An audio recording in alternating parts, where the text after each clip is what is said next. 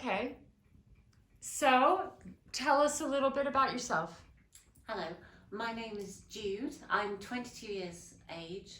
I am from Leeds, that's where I live at present at least, and I am a freelancer, so I'll do whatever I'm paid to do.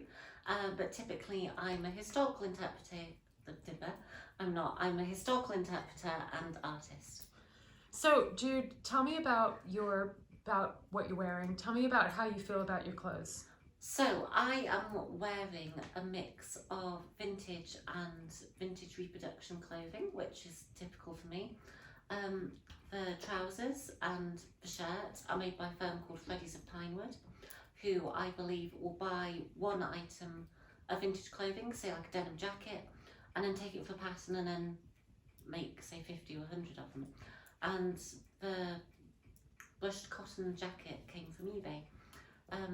So yes, I try and make sure everything gets as much use as it can. The trainers that you can't see I'm wearing have of course Go on, let's kick your foot up. Let's see. kick my foot up. Can you see now? Those blue high top Chuck Taylor Converse, I think I got when I was 14. So they've seen me well. I think there's even some dark room chemical stains on them somewhere. So yeah, I wear all sorts of things. Why do you wear vintage? So I wear vintage because I think there's an environmental factor to it, but equally when I was about 17, I started wearing bits of vintage and people would look at me weird, and then they'd look at me weird without it as well if I just wore a hoodie or something. So I thought, if they're going to look at me, I'll give them something worth looking at. So I committed to wearing vintage full time. So, what do you and how do you feel when you're like how do you feel in those clothes? What do they say about you? What did they say about me? Other than I dress like an old woman. I don't know, I think it typically a lot of what I wear is either 1940s original replica or 1960s original. And with 60s, there's vibrancy, there's youth, there's subculture. With the 40s, it makes me think more golden age of Hollywood, film stars, that kind of stuff.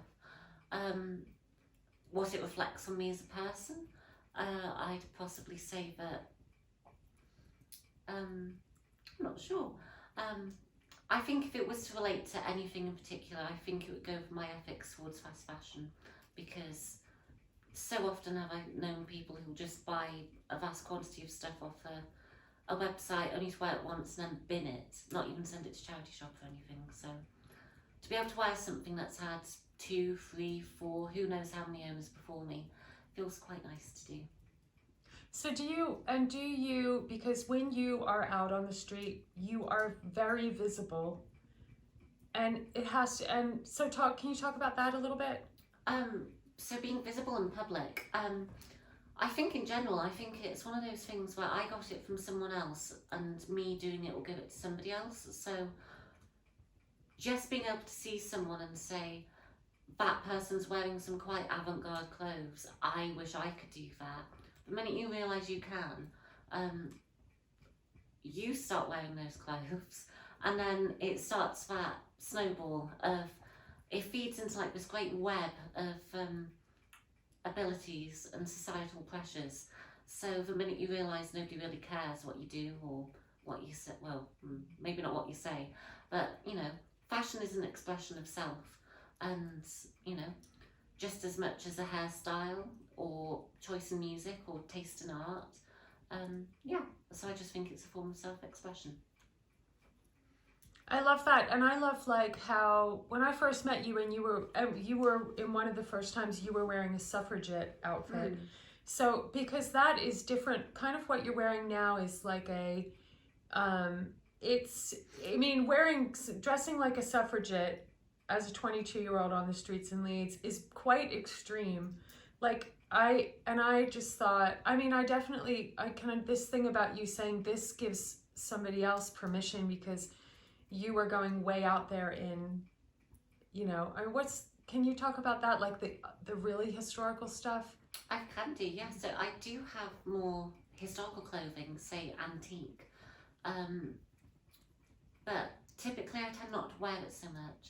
I do have a big passion for 1910s clothing in particular, so that takes you through the Titanic, First World War, the Spanish flu, all sorts of historically interesting things, but equally fashion. I find quite interesting. It's very youthful, quite vibrant against a quite bleak space of history. Say compared to the 60s, which I also like, which is typically seen as being more opulent and more, the birth of youth culture. So with wearing antique clothes, the main difficulty I find is not even finding things that fit me, because I'm built like a stick, so that's not so much of an issue. It's more the age of the fabric, or even before now I've had a skirt which is made of very firm, tightly woven cotton, but the seams are made out of a very thin, flimsy cotton thread, and it just fell apart whilst I was walking down the street. Whereas I can find a lot more 40s and 60s stuff or replica stuff that is a lot more hard wearing. But then again, I'm not even as far out as some other people as people I know, or at least know of, who wear, Regency clothing all day, every day, which might be a mix of original and replica as well. So yeah, takes all sorts. So do you think that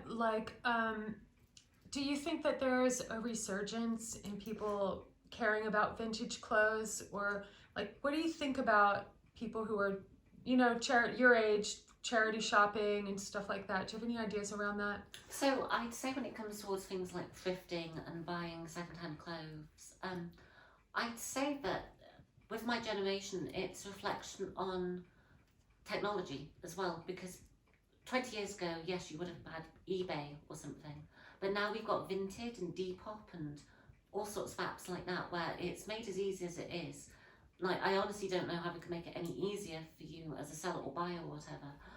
And you can buy so much stuff on there, whether that's something from Primark somebody only wore once, or, an 80-year-old designer dress, sometimes. Yeah, and I do find it interesting when there's so many vintage shops, particularly in university cities like Leeds, where all they really sell is stonewash denim. And I've got nothing against stonewash denim, I just don't understand how there's so much of it on this planet. So can I just ask you one more question? In that, when the pandemic was happening and the lockdown was happening, and that wasn't a time, I see you as a person who just enjoys being visible on the street, because you so much speak in the language of fashion. So were you able to dress like yourself and feel like yourself in that time? I'd say, I'm not sure if this is the right terminology, but I feel there's an emotional disconnect between my brain, world events, and my wardrobe over particularly the first lockdown. Because, very long story short about going into my personal life, is I had a regular job. I'd just left home, permanently from my family. I moved cross country. That was in January. And by March, I'd been made redundant. I'd been forced to move house and to find a new job. And all this was at the age of 18. I'm only 22 now, so it was quite a lot. And I'd like to say that my fashion did reflect my interests, but to be in a house share where you couldn't really leave your room and to just be going straight from home to work and that was it, didn't really provide much opportunity to wear nice things.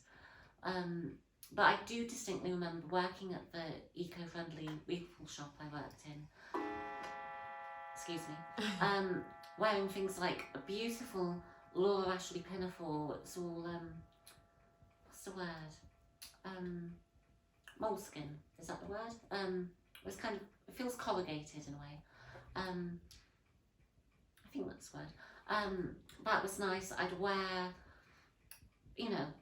what I could when I could, depending if it was practical, but I'm certainly glad we're now out of that. And equally, I feel that reflects the stage of my life that I've developed and grown past. So if I was to be 22 and where I am in my life at present, but to be the first lockdown, I'm sure things would have been completely different again. Which, I was just going to say, I find that interesting as well in Saturday Town, because I can recognise just in my life, you know, how much things have changed from being in my late teens to my early 20s.